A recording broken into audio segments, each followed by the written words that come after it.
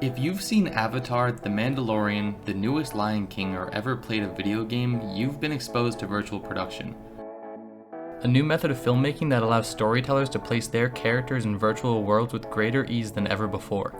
There are two main categories of virtual production. All in-engine, which is basically an animated film with no real-life physical aspects, but can use virtual reality as a way to interact with the scene, and mixed reality LED, where you're using some type of real-world aspects and integrating them with Unreal Engine, causing the production process to align more to traditional production.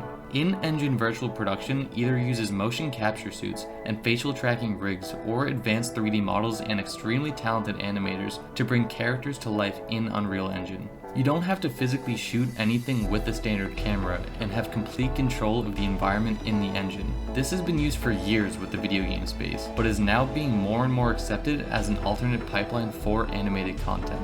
LED style virtual production is a fully live action production with actors and an LED wall. It's basically an evolution of rear projection, with the difference being that the pictures on the LED screens move relative to the tracked camera, making everything look nearly perfect in camera, down to the lighting and reflections on physical objects within the physical space. This is the flagship and most advanced version of virtual production, now being heavily adopted by massive production companies all around the world. Though it falls within the same category with LED style, there are minor differences between mixed reality and LED style. In mixed reality, creators track the camera, the lens, and the lighting to match as closely as possible the physical camera to the virtual camera, so that you can see the subject in the virtual world in real time. With this technique, you have complete control over the blending of the physical and virtual worlds. This process is seen as the inexpensive and approachable way for newcomers to learn more about virtual production.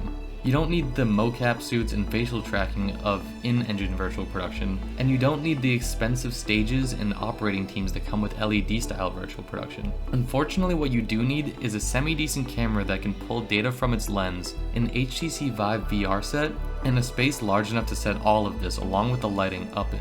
Unfortunately, regardless of how passionate they are about the field, these barriers to entry prevent the majority of students and people early in their careers from learning anything about virtual production. Having personally been stopped by these barriers for the past year, and the hopes of inspiring more students to step into the field, I decided to figure out a cheaper mixed reality technique, showing that anyone with a smartphone can make use of mixed reality production to tell their stories.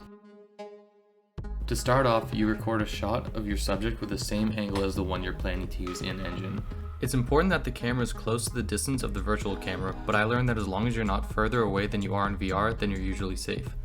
Here I'm using a green screen because it's more efficient than rotoscoping, but either method would work for cutting your background. Once you're rendered, it's extremely important to export your subject as an AVI with alpha. Unreal only accepts a limited number of file formats, and that alpha channel will allow you to remove the now black background in engine. When your scene is loaded up, create a new media folder and import your footage. Then create a new media player.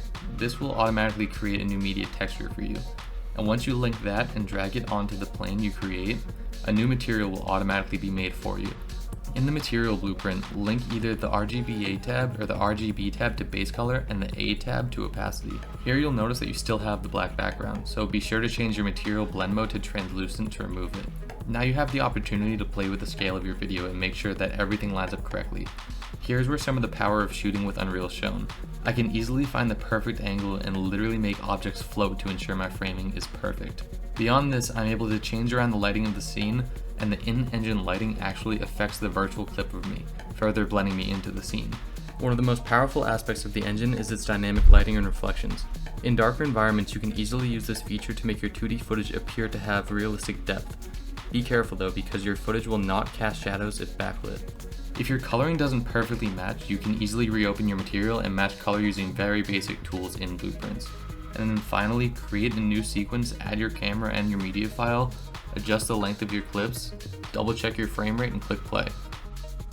So what you're seeing now is me inside of this beautiful virtual apartment that Unreal just has in their site, filming with nothing but a green screen in my kitchen, a little camera that's not even on a tripod, and just a little Blue Yeti microphone over in the corner. And pretty much what I'm getting at here is that you don't necessarily need the VR goggles, the hand tracking, the mocap suits, the facial tracking in order to actually get like really exciting results. Anyone with a camera and a green screen can basically put their characters anywhere that they can even think of.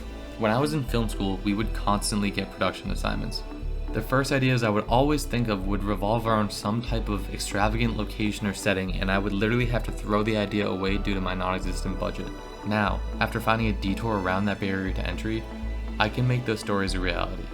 If you're someone with a passion for storytelling and have had to talk yourself out of an idea in the past, give Unreal a try.